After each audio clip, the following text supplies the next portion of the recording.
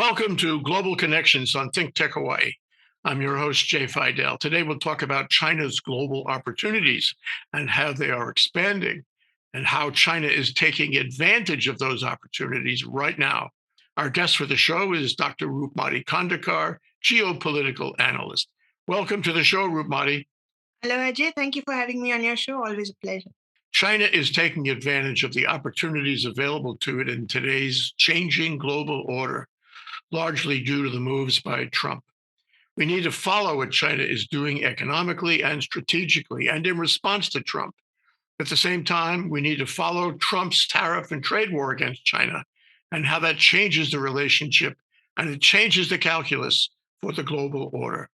So, Roopmati Khandekar, geopolitical analyst, helps us understand the efforts China is making to create and adjust to this new global world order. So let's talk about the opportunities. What opportunities has Trump created for China? So, Jay, now China is the world's second largest economy and it's got the largest military in the world. So, it's a formidable power, second only to the US. And so, what we have today in the world is a US led world order based on common values, philosophies, and rules and regulations. It's a regulated this market. China wants succession. China wants to overtake and build a world order which is based on mutually beneficial trade and a power relationship. It wants to replace this entire world order. So the Chinese world order will be something like of competitiveness and survival of the fittest.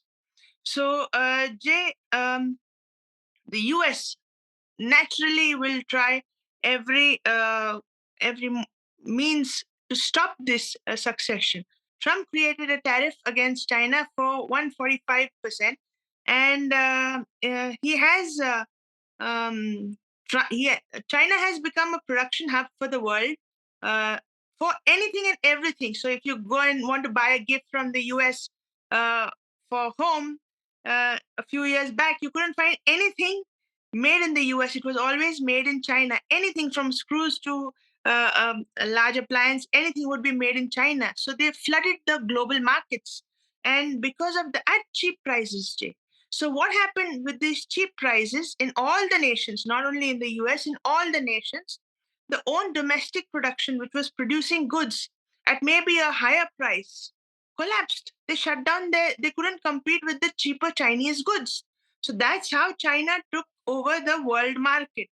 And a prime example of this is Germany. Germany is completely dependent on China for its antibiotics, for its rare earths. They had companies which were producing GE, geranium, and gelanium in Germany, but because of the Chinese flooding of these goods, the local domestic factories shut down.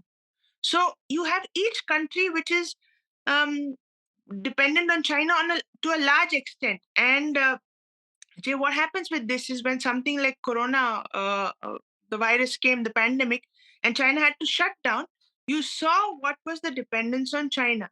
They have literally pronged their control over all these nations through sale of uh, cheap goods, cheap ammunition, cheap um, labor in the markets. And because of Trump's tariff wars, Jay, there's a domestic uprising possibility in China because all these workers, when production on such a massive scale stops, there is mass unemployment. There is a dearth of wages which has to be paid. So a civil unrest will be the possibility there. But because they have a very centralized and aggressive government, they will try to put it down.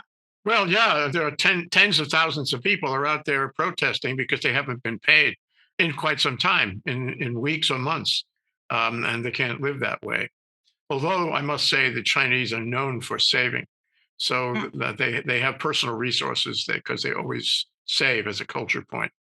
In any event, so you have Trump doing this 145% tariff, and then he goes into the pause. And I believe that 145 is really in order to get China's attention because he cares more about China than really any other place. China is his biggest rival, his biggest competitor, and his biggest enemy. So he goes into quote negotiations end quote with the Chinese government, and lo and behold, a few days later, we have a reduction of 145% to 30%. What happened there? Is that really a deal? Is that the sum total of it? Is there more? Will there be more later? What kind of a strange negotiation was that, where he essentially collapsed into what, less than 25% of what he originally asked? And then you have Xi, who said that he was going to fight till the end this trade war, and Xi is taking countermeasures. So, what's the status of the trade war? What's the status of the tariff war? Has it kicked in? And when it kicks in, what will happen? Has the United States suffered its own inflation and lack of a supply line? What about China? Is China suffering it all? This is the strangest negotiation you can imagine.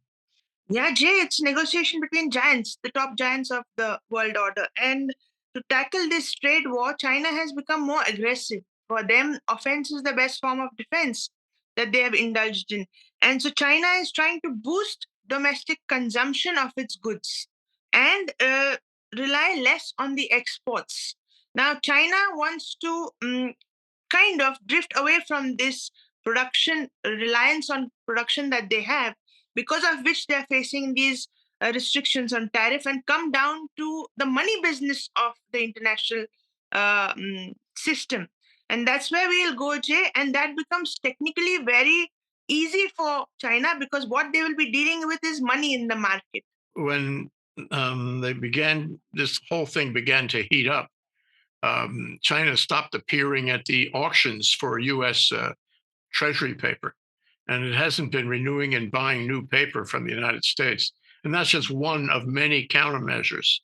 And there are various others, and China is defending itself, even though it has domestic problems, domestic economic problems. It's beefing up its navy, it's beefing up all of its military, and it's showing its muscle. It's showing its muscle in the South Pacific. It's showing its muscle around the Philippines, where it has a flotilla, a surprise flotilla. The Filipinos are not happy about that. And it has a surprise flotilla around Australia, and the Australians are not happy. They're very threatened about that. So what you have is China showing its power. At the same time, you're right. China is trying to use its financial leverage, and it's quite impressive. For example, they're playing the role of the good guy, and they have given money to the global South and other places in order to step into the opportunities that Trump has created. So if Trump, terminated USAID, if Trump terminated all these, mechanisms to support the global South and other countries, China just stepped right in. $500 million for health in Africa. That's really something. And you can't help but make the comparison that Trump is turning his back on the rest of the world, going isolationist, full tilt, and China is taking that opportunity. It's really interesting, and people around the world see this happen. So, despite, in fact, in addition to Chinese flexing the muscle in terms of military and aggressive actions around some of its local Quad rivals, which is really pointed at the U.S., China is giving money away. China Mm. is trying to not only replace the U.S. presence in so many places around the world, but do better. Uh, is this a good move on China's part, and is it working? Yeah, Jay. So this financial thing is everywhere in every country. So today, when China, it's like today 22 billion are coming to China from 75 poorest nations in the world. That's the control that they have. And Jay, this started in 2013 with the BRI, Belt and Road Initiative of China. They started giving out loans or money to the countries at an interest rate of 2%. The World Bank charges 1.2, 1.5, but China gave it at 2%.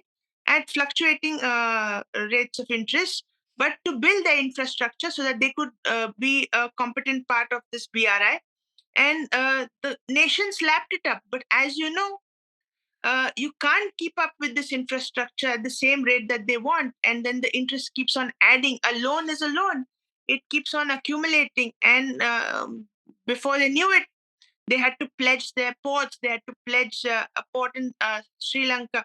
They had to pledge their lands for leases of 99 years and over, the mines, everything. China has kept on like a real estate opportunist. It has been kept on taking all these in the lesser nations, Jay. And just as the petrodollars was everywhere, China's loan has gone everywhere, omnipresent all across Latin American countries, the African nations, the Asian nations. So even Pakistan, Jay, is under the debt of China. They have to deal in donkeys. Do you know that? For a F-1 fighter, F-35 fighter, they had to pay in donkeys. So China doesn't even leave the donkeys of Pakistan for its debt collection. So it's that kind of give and take that goes on. While China is attacking the Quad countries directly and indirectly as rivals, it's recruiting for new membership in the BRICS organization. And it's closer to Vladimir Putin about that lately. And there are a number of countries that want in. Something like 20 countries want into the BRICS organization, which is already, a huge economic rival and a strategic rival to the Quad and to NATO and the U.S. in general, the West, if you will. So what's happening is, the power, economic power, strategic power is gravitating, and China is encouraging that or recruiting that to the BRICS organization. This is very troublesome, or should be very troublesome to the State Department. I'm not sure they have a handle on this. And you mentioned Pakistan, and they're selling weapons to Pakistan, and they're siding with Pakistan, not India. This probably creates some friction with India. At the same time, they're not supplying any weapons or any funding to Ukraine, which is, dying on the vine here. And they're waiting to see, in that case, what Trump does. And Trump is messing it up royally. And I suspect that at some point along the way, China could step in and replace, the influence of the United States in trying to resolve the Ukraine war. So what you have is a whole series of moves where Xi Jinping is trying to replace the United States as the global hegemon, and it's working, isn't it? It's working economically, it's working strategically, and it's working. It's working in terms of reputation. Where countries might have thought in the past that China was the bad guy, they don't come to that conclusion so quickly when China is giving them money, including loans, and even including hard loans, because they need the money and they are impressed. And the U.S. is absent without leave; it's AWOL. And this isolation thing that Trump is doing, and he's doing it all over the world, gives advantages to China all over the world. The two are connected at the hip. And I find it very interesting how silly our foreign policy has become, where we used to be the global hegemon because we were so helpful and we gave a liberal, rules-based world order to the world from 1945 on. Now we don't do that.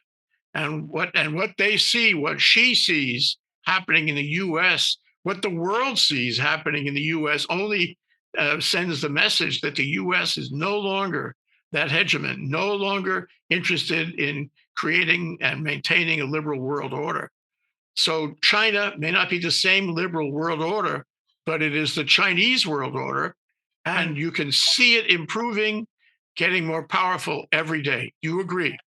Yeah, Jay, in 2025, it's the largest debt collector, and 35 billion is owed today as of today's debt. Jay, and 22 billion from the most fragile economy. So there presence has just expanded. US has reduced its influence in the financial field, while China has come in.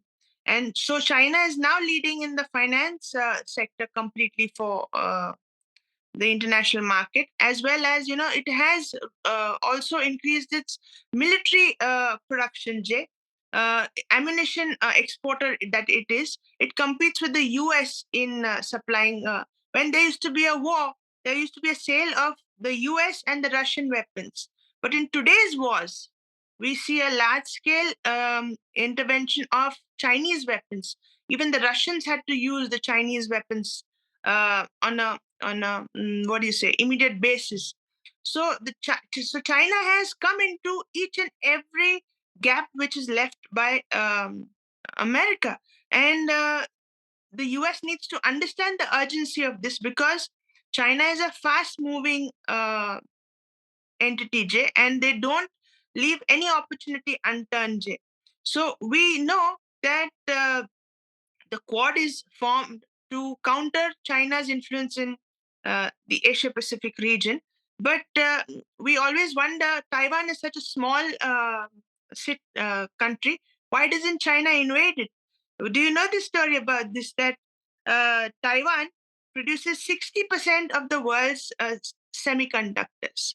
So they have created a silicon shield for themselves. It was like the seven fathers of Taiwan, and they decided to concentrate on one economy, that is semiconductors. So the world depends on Taiwan. So China attacking Taiwan would impact the entire globe. So that is state. Otherwise, China would have gobbled up Taiwan in a matter of moments. So that is the reason why how dependent countries are on each other. Well, let's talk about Trump and the United States response to all of that. I don't think they're giving Taiwan sufficient weapons and support. I don't think Taiwan is really ready to fend off China. I think China could take Taiwan uh, anytime it wants. And it may not have to use kinetic war in order to do that, because it's on a big campaign for propaganda. And the what do we call it? The political will of the people in Taiwan may not be as strong as it was. They don't want to die. They don't want to get involved in a shooting. So over time, and maybe that time frame is shorter than we think, they will have Taiwan, and they will have the chips for the Taiwan chip industry. But at the same time, I'd like to mention that China is into propaganda and control in every way to shape its image and to shape its ability to get intellectual property. I mean, I think there are uh, a lot of examples of China in the universities, Chinese students in the universities who feed back intellectual property to China. And instead of dealing with that in decent policy, Trump just folds that into his immigration migration initiative, and he makes them leave the country, and they go back to China, and with them they take the intellectual benefit. Some of these people are brilliant PhDs in science, and he's losing them. The country's losing them, and China is gaining them. And China is only too happy to do that. And I'm sure they offer them good situations. I remember years ago, China was offering American Chinese researchers in the sciences and in medicine workshops, laboratories, and the like, really luxurious facilities, and encouraging them to come back to China and do their work there. And they've gained a lot. And right now, I think we are complicit in that. We're effectively throwing them out of the country and leaving them to Xi. The other thing, and I don't know where to put this, but the other thing is the police stations. There's more than one, and the Department of Justice now, which is part of Trump's war against China, are being hounded by the Department of Justice. They're Chinese police stations, and what they do is they try to retain control over Chinese citizens and immigrants in the United States. And so that doesn't go very well for the Chinese immigrants. because A, they're being used by China and controlled through these quote police stations. And B, the American government is hounding the police stations and these individuals. Yeah, there was a 60 Minutes segment on this not too long ago. I Mm. think the Department of Justice has closed down the ones they know about, but there may be others. So what I'm saying is that China has a good handle and has developed as far as it could um, uh, a a very good handle on university research, on scientific research, and when Trump destroys that through Doge and Elon Musk and all his termination of grants and grant funding, his hounding of the universities, his war with intellectual property, he's really playing right into China's hands. And so this is all part of what Trump is doing to himself, what he's doing to us. He's anti-science, anti-intellectual, anti-climate change, you name it. And the result is that China steps right into that. It becomes a global hero. There's a fantastic story about the Panama Canal. You remember that, when he went after Canada and Greenland, he also went after the Panama Canal. And he said the Panama Canal was controlled by the Chinese. And this was not true then, and it's not true now.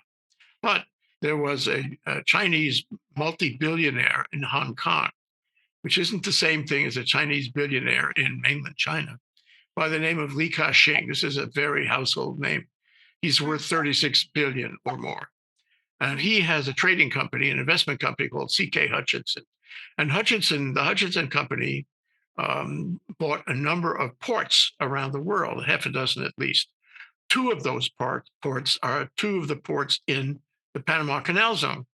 That's only a couple of ports in the Panama Canal Zone. There are others that Li Ka-shing does not own or operate. In any event, when Trump began to come down on the Panama Canal, Li Ka-shing was a very smart guy. He said, "Oh, I got to sell. I got to get out of this. This is too geopolitical for me." So he entered into a deal to sell all his ports in Panama and in other countries to BlackRock, American company.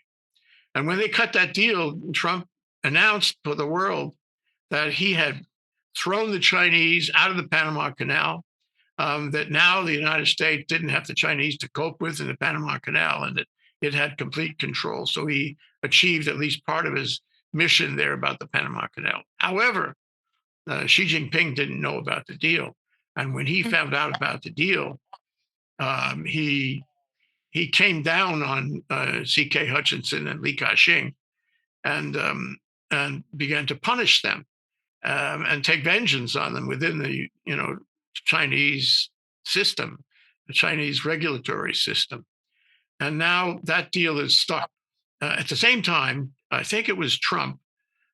Trump decided he was going to encourage the Panama Canal Authority, which is a government authority, to audit CK Hutchinson, which is still operating these ports because the deal with BlackRock hasn't closed.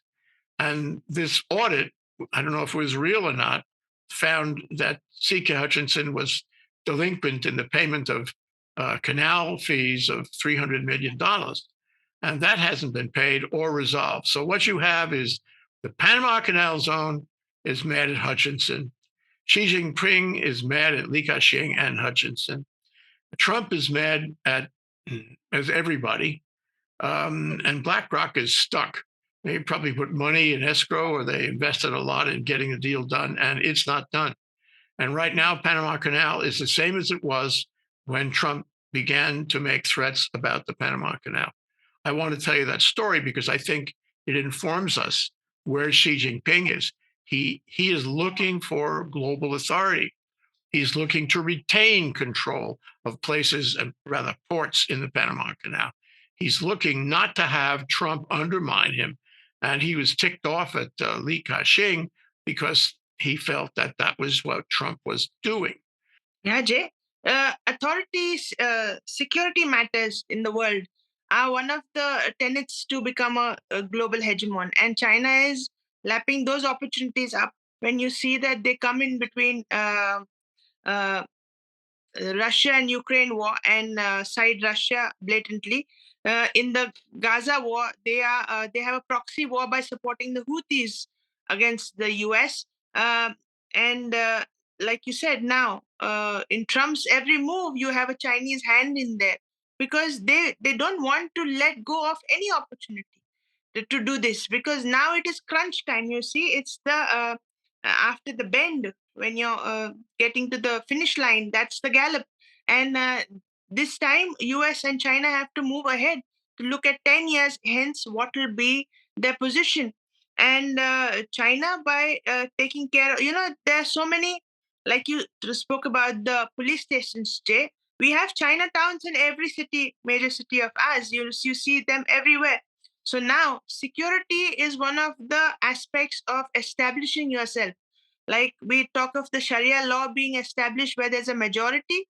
This is the same way that they're going for, that you have a police station also for the Chinese uh, um, legal disputes or whatever. So, Jay, these things, they spiral out of hand control for the domestic administration within no time. Within no time, it can just, we have the spy issues in so many countries. We have them coming into our technology. The chips that you have in your television, the chips that you have in your phone can be accessed to these nations, to Chinese control over each and every household, Jay. So the reach of any country who wants to reach out to you can is there is no measure to it, Jay. It's limitless. I keep thinking about the medicines that Yeah. China sends to the Oh, yeah. US. There's tariffs on them, or there will be, if not already. And if you want to go down to your local pharmacy, a good part of what they are selling you in terms of the drugs there are made in China. And Mm. people need those drugs. A lot of the drugs that we need to live are made overseas. I mean, for example, um, insulin is made in Denmark. Denmark, that's the place that Trump is at war with also about Greenland. Ozempic, which is a huge global success, is made in Denmark. And a lot of the drugs on the shelves in any pharmacy in America are made in China.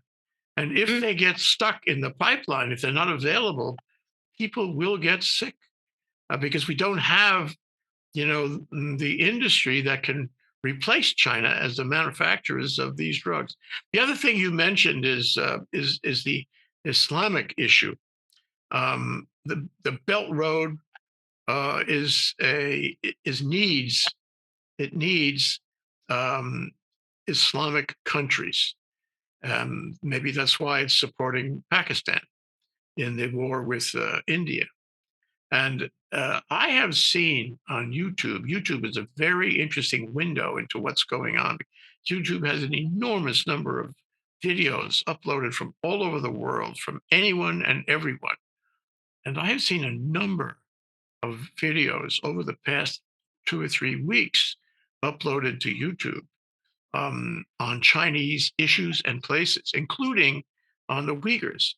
And on all of the Chinese communities along the border, the Indian border, and the Nepalese border, and so forth, the northern border of India and in that area.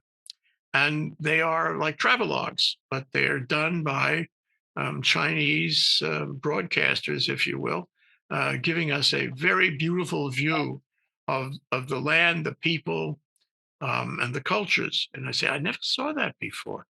And I Mm. frankly think that China is on a tear to show the world how good it is, what it looks like. The same thing with some of the major cities in China. There are brand new videos about how the middle class lives really well. And not the middle class who's not getting paid their wages, but the middle class in general. And there's a place called the Louvre in a city, I would say Fosan, south of Shanghai, which is the most beautiful design furniture store you have ever seen. And there's this fantastic video walking through this place called the Louvre, like the museum in France, and you say Mm, to yourself, gee, I never saw that before. I believe, and we'll see over time, Roopmati, I believe that China is doing propaganda all over YouTube and all over the world to show that it's advanced, that it's got a lot of good things, that it has middle class cities that are very comfortable to live in. It has good transportation. You could go from Beijing to Hong Kong, which is 2,400 kilometers in 7 hours in a relatively luxurious high speed train. mm, They're competing with everybody about everything. And they're telling, this is the point, they're telling the world. What, mhm. how is the world, do you think, reacting to this kind of propaganda? Yeah, Jay. Initially, it was the Uyghurs who were the famous, got infamous on the on social media as the dancing imams. You remember? They were fed pork, pornography, and wine because to get rid of the Islamic traditions, and they were not allowed to put the Islamic signs, and it came out as China is anti-Islamic. But through this BRI, when you need them to cross Pakistan, Afghanistan, Middle East, they have catered to this and kind of softened the stand externally. Internally, it may be the same. We do not get internal data completely, still censorship. But by siding Pakistan in this Indo-China war, Jay, they have stamped that they are pro-Islamic as such. And Jay, by showing these, they flood our algorithms on social media through these videos, like you said, of China living in 2050. You have drone deliveries right from to wherever you are, from the restaurant to wherever you are. So they're using technology. Which was that place where Corona started? That place is now hi-fi city, J. So you have these visions of China that make it appealing for. They're promoting it as a tourist hub. They're promoting it as a cultural place. They're promoting it as an industrial zone. They're promoting it as a ammunition and military supplier. So you name it and you have it made in China. So, Jay, tariff wars, keep it aside. They want the world to be dependent on China. And like you said, the medicine market is a necessity for the population. And they destroyed Germany's antibiotic industry by flooding the markets with the cheap antibiotics. And today, Germany is 100% dependent on Chinese antibiotics. Tomorrow, if China shuts down the antibiotics, Germany will collapse. It's that much of dependence of Germany on Chinese medicines. So they have literally come into every home and established themselves. Jay. Self-reliance is the key out, Jay, out of all this. Well, part of this is cars. Oh, China has the BYD, and it's miraculous how good the car is and how cheap the car is. And they're selling these BYD cars all over Europe, and it's very popular. And they're cutting out the German cars. The real challenge to the German car industry is not necessarily the American cars, although that's part of it. It's the Chinese cars. The other thing is we should talk about reshoring. One of Trump's initiatives, which I think is not wise, is to try to reestablish manufacturing in the United States. But everybody knows that the labor in the United States is way too expensive, and you can't establish a manufacturing facility overnight, even if everybody wants to. He's really not helping them. He's whipping them and bullying them into trying to establish or reestablish their manufacturing facilities in the U.S. They're not buying it. Apple is not has been manufacturing in China. They're not buying it, and they're shifting not to the United States. They're shifting to other hubs like India. And so what we have is Trump's ridiculous, ill-advised desire, his campaign to reestablish manufacturing in the United States and cut China out. That's not working. And China maintains priorities. It maintains the ability to manufacture as nowhere else in the world. And Um, and Trump is blowing in the wind when he thinks that we are going to be able to redevelop our manufacturing facility. He's all wrong about that. And Xi Jinping knows this. Xi Jinping watches American television. He reads American newspapers. He's fully informed on what's happening in the US with all the unhappiness that's going on in the US economy and these bizarre tariffs. So if Trump is saying, don't worry, we're going to give you a little pain, and we're going to reshore manufacturing to the US, and then we'll have a great economy. That's just not true. That's not going to happen. And it's visible for all the world to see. And if that's his goal in all of this tariff practice, it's a waste of time. He's not going to get there. So I feel that he's not smart. They say about the Chinese, they always have the long view. Trump doesn't have the long view. He doesn't know the consequences of what he gets up in the morning with. He doesn't know what's going to happen before lunch. And he changed his view of the tariffs for the 90-day pause because some of his more concerned cabinet came to him one day. And an hour later, he changed his view.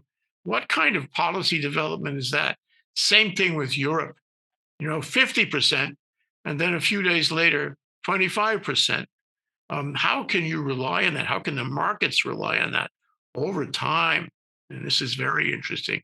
Over time, the US stock market is going to suffer and it's going to be less successful than in the past. And the US dollar, Roopmati, is going to suffer. It's going to be less successful in the past. And you were right to talk about the financial end of things because BRICS and Xi Jinping, and for that matter, Putin, all they want to do is knock the dollar off the throne.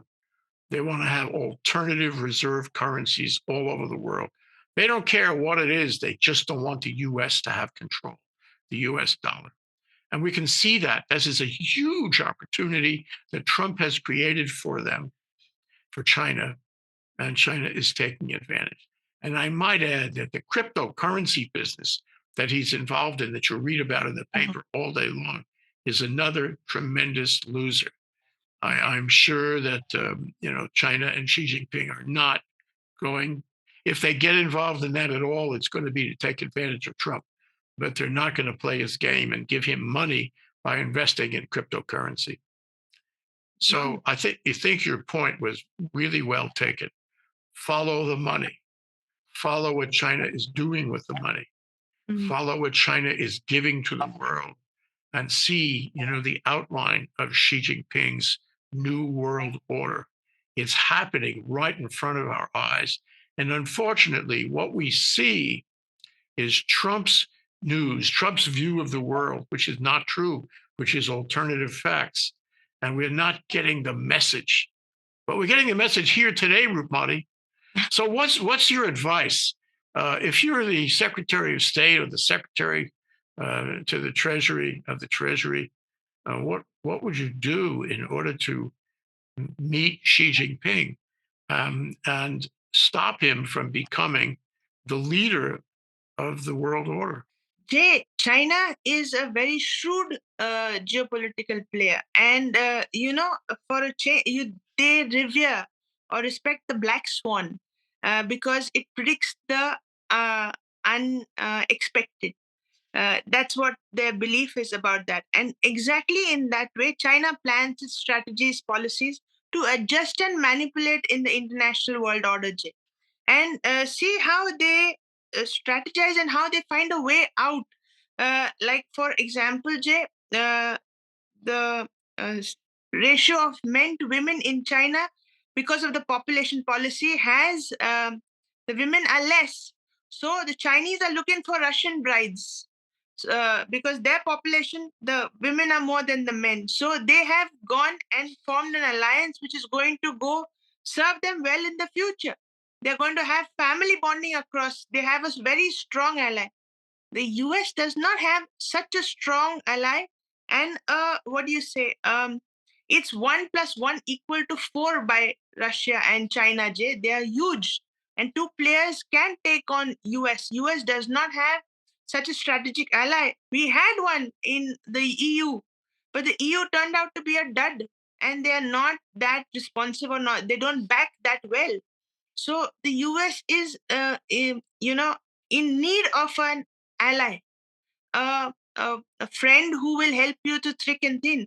We saw the anniversary parade, the red anniversary. You could see Xi and Putin standing hand in hand and shoulder to shoulder.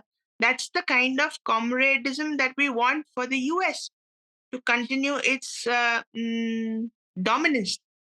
I have to ask you about India. India is at war with Pakistan. It certainly doesn't appreciate China's support of Pakistan, its weapons to Pakistan.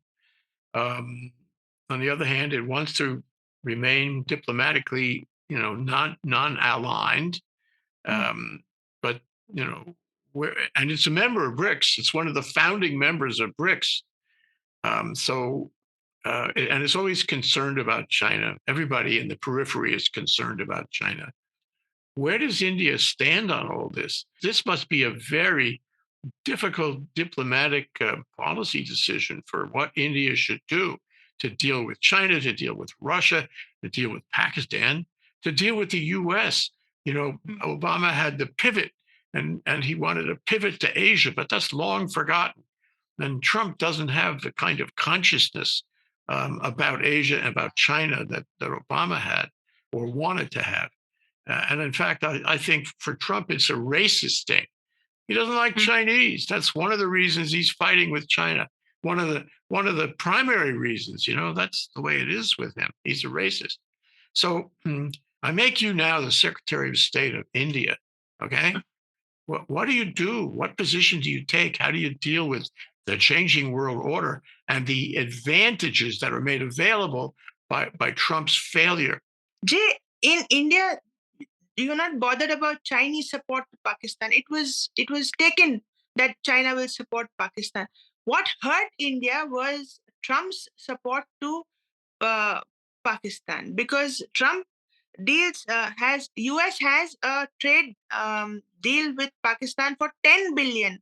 With India, it is 150 billion. Now the trade agreement is going to be signed for 500 billion. So how can you compare 500 billion to 10 billion of Pakistan? Why? Because his son has invested in a crypto company in Pakistan. So then he trade with Pakistan. No, his business deal with Pakistan was on his mind. And so he made a folly of things by calling that he made the ceasefire. The ceasefire was made for trade. It was not about trade. It was just about terrorism. And so India found a way to they kept Russia as an ally, and Israel has worked out as the one of the best allies. Jay. They have signed a deal just a few hours back for $171 million for $17 million for the missiles. Jay. So this is the kind of crisis situation, in which you pick your friends. And Trump, in every conflict that he is entering, he is dropping his allies, he is dropping his friends, he is hurting his friends, and he is nurturing people who will never back him. Never. Looking down the road and wrapping our planning around everything that you and I have discussed today, where is this all going? It seems to me that Trump won't have allies. Yes. The U.S. won't be able to get him back. It won't be easy to get him back.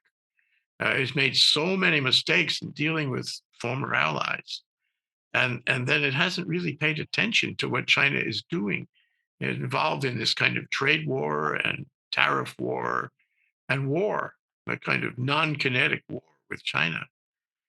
Where is it going? China, it seems to me, has a good chance of winning that war and of becoming, the country that is most influential, most economically successful, the hegemon of the whole world. I can't think of any other country that compares with it. What do you think? Yeah, Jay. First, the US was involved in all sectors of the geopolitical system. But when Trump has come in, he's tried to concentrate on trade, trade, trade, trade, only trade. And by doing this, he has narrowed down the vision and the reach of the United States. At the same time, when you are tackling China with trade, which was their forte, they have, reduced the dependence on trade, increased their domestic consumption, and diversified their reach. Now they are in finance, they are in every conflict, they are in the developing countries, they are in the infrastructure of least developed countries. So they have increased their interaction with the world, while the US has reduced its interaction with the world and trying to, it will just crumble down, Jay. And domestically, it's going to hurt because prices, unemployment, wages, rent, all these things take a backlash of this all this. One last reference. I saw a video about Tonga. Mm, Tonga. mm. We don't think too much about Tonga, but it's part of the South Pacific. It was originally connected with the UK, but it's an independent country. And Tonga is completely overrun. Maybe that's too hard a term. Completely under the influence of China. There are Chinese stores, markets. There are Chinese officials. There's Chinese ball fields and schools. China has given them not a lot of money. It's not in the billions. It's in the millions that they have shown down upon Tonga. And Tonga has strategic value. And that's happening all over the South Pacific. So it reminds me of Simon Winchester's book called Pacific. He was at the East West Center here in Hawaii for a while. And in that book, he has a chapter on China. And this is like 20 years ago. He wrote this book and he said, the US has to get over it. The US will not be able to control the Pacific. The Western Pacific belongs to China. And boy, that's coming true, isn't it? What's your advice to people here in Hawaii and um, around the U.S.? How should we change our mind? Should we adjust our way of thinking to Simon Winchester? Yeah, Jay, I think the Chinese have to right now pull up their socks and get on to their business. But we have to right now wait Trump's term out. And, you can't really get into this entire megalomaniac business, Jay, because the more we try to fight, the more it's going to implode on us. And, Jay, in an ideal world and without erratic politics of Trump, we would have had to concentrate on increasing domestic consumption. That's the key to fight any trade war. To increase, to support local producers, to increase what is produced locally rather than across the border. That's the ideal fight against the trade wars. But we don't know, we can afford, when you get a cheaper thing from abroad, that's the time when you switch your brands. But now, Jay, he's made these Chinese products also expensive and domestic products also expensive. So who's going to pay from the pockets? It's each and every citizen. And that is what is hurting, Jay. Yeah, and on top of that, every citizen has less money. Some Yes, of them have lost their jobs with the federal government. A lot of them have lost the social safety net. So you get a combination effect. They have less money, but everything is more expensive and inflation exactly. takes over. And then you have 230 million, aside from the 1%, they're happy, 230 million Americans who are unhappy and who are not productive. This is a big problem. We're at a turning point, Roopmati. That's why we have to keep on following this. We have to keep on drilling down, watching everything that happens, and trying to figure out where this country is going and where the global world order is going. Thank you very much for this discussion. We'll have to leave it here. Thank you to our guest, Dr. Roopmati Khandekar, geopolitical analyst. I'm Jay Fidell, host of Global Connections. We've been discussing China's global opportunities and how they are expanding. Thanks to our viewers for watching. We'll see you again soon for the next one. Aloha. Aloha, Roopmati. Aloha, Jay. Thank you so much for having me.